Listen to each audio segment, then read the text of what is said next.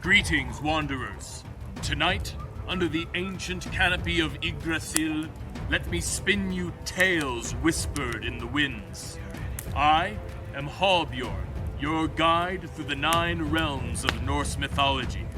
From Odin's wisdom to Loki's mischief. From the birth of worlds to the impending twilight that is Ragnarök. These are the stories etched in the stars.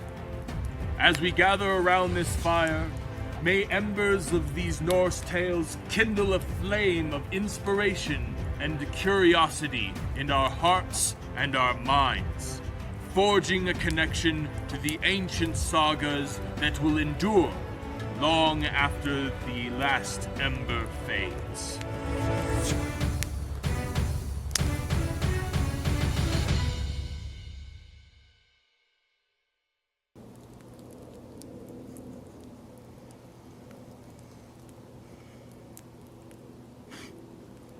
With Balder dead and Loki bound, the Norns, at some time, will see it fit to carve into Yggdrasil one last time. This carving will be the beginning of the end of the world, the beginning of the twilight of the gods, of humanity, and the cosmos, a return back to chaos, back to the Gununga Gap. Ragnarök. First, there will be Fimbulvetr, a long winter with no spring. Crops will fail and humanity will grow desperate in this age of feuds, survival, and war. Brother will kill brother, father will kill son, son will kill father over the limited resources of Midgard. Any of humanity left will be set by Fenrir's children in an age of wolves.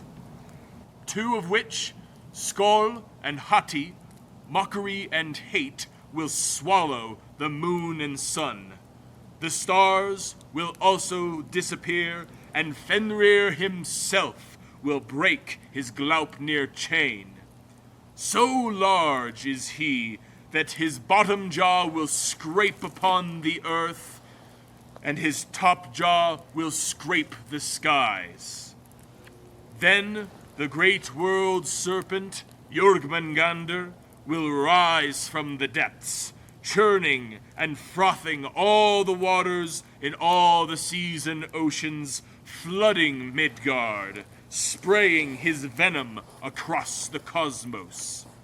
In this age of poison and floods, Loki, too, will be unbound. He will captain a ship made from the toe and fingernails of dead men, and with him a crew of Jotun will set sail for the Bifrost Bridge.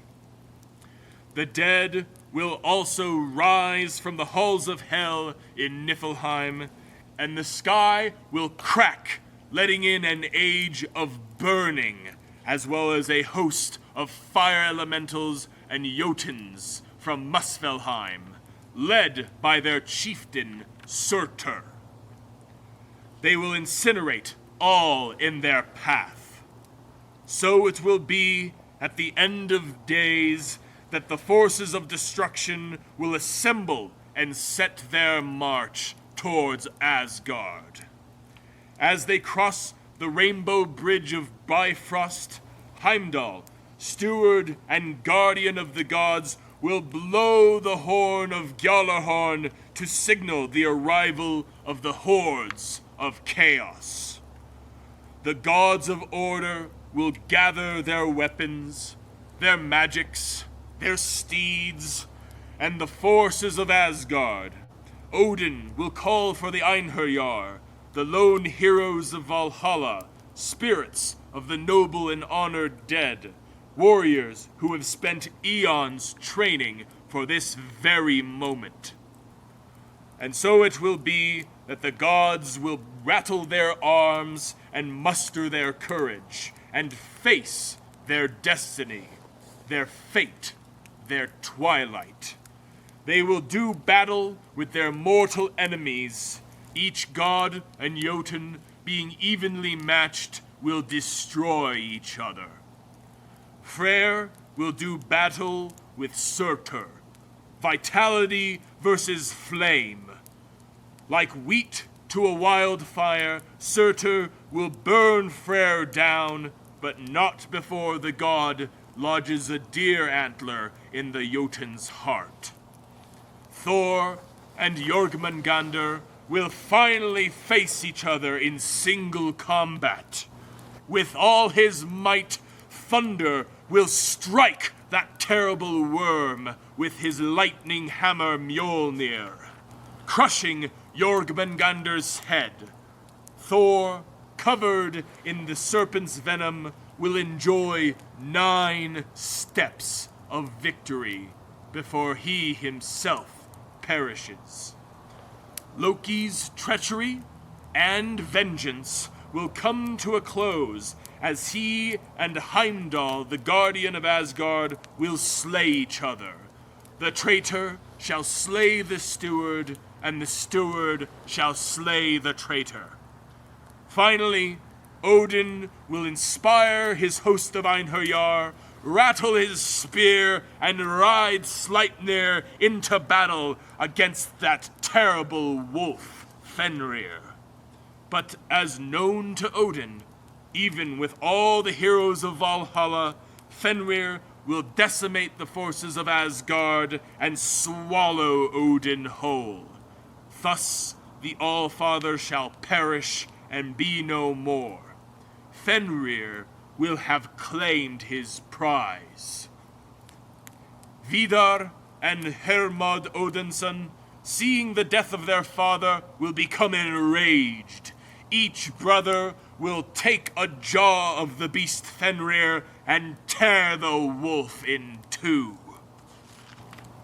And so it will be. The great battle will take place. The gods will be dead.